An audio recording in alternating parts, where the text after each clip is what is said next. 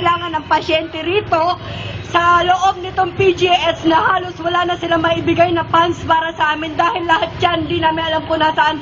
Ang ginagawa ko lang everyday, nag-raise ako ng funds ko para sa gamot ko, sa chemo ko, sa radiotherapy ko, lahat. Sinisikap ko yan, minsan nanlilimos ako. Ang katwira ko, sabi nila, bakit daw ako nanlilimos? Sabi ko, bakit? Nasaan ang mga pera ng pondo ng congressman na yan? Nasaan yung mga pinangako nila sa amin na may mga sakit?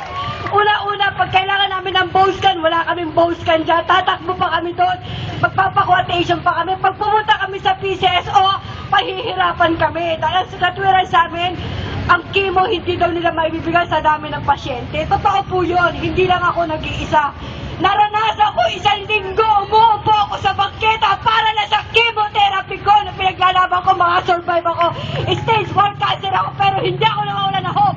Pero kung naging mabuti ang ating patakbo na ating mga nanunungkulay, hindi magkakaganto tayo. Maraming salamat po mga kapatid.